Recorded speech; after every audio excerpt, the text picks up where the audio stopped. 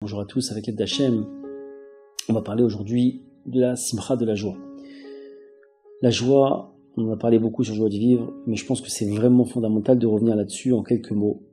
Sachez que la joie et la foi et la émouna, elles sont liées. Tout celui qui n'a pas la joie, ça veut dire qu'il n'a pas la foi. Et donc c'est pour ça que Yetzer Hara veut absolument nous attaquer sur la joie. C'est, et je le répète sans cesse, et je le répéterai sans cesse jusqu'à la fin de mes jours,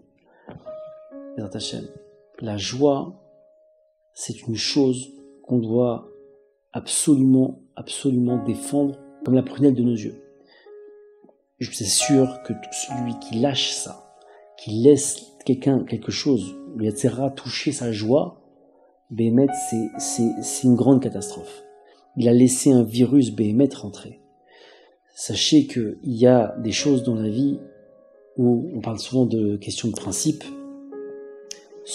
La joie, on doit avoir un principe dans notre vie. La joie, personne ne touche. Personne ne touche. Parce que sachez une chose, celui qui est touché dans sa joie, entre guillemets, il rentre dans une spirale où, entre guillemets, Dieu préserve, c'est fini. Parce que sans joie, je peux plus prier. Sans joie, j'ai plus goût à la vie.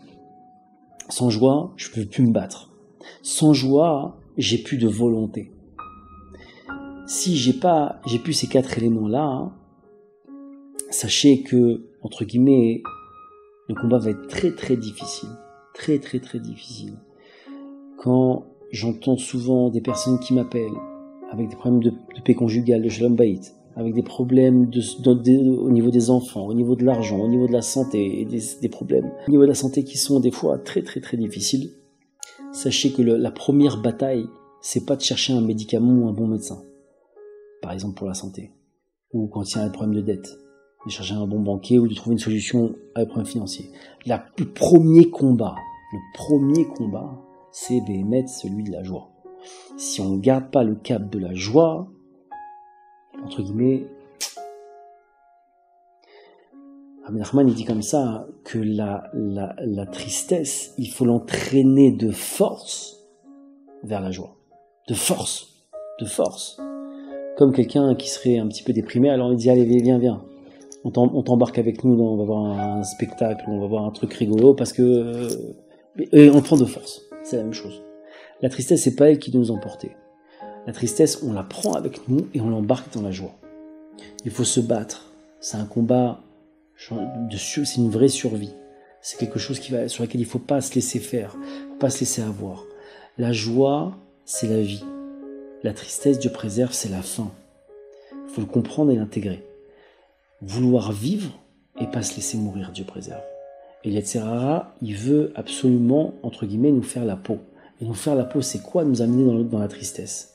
Donc se battre tous les jours pour la joie, et vous verrez que avec la joie, je vais commencer à prier, je vais commencer à me battre, et Baruch Hashem, il y aura des délivrances.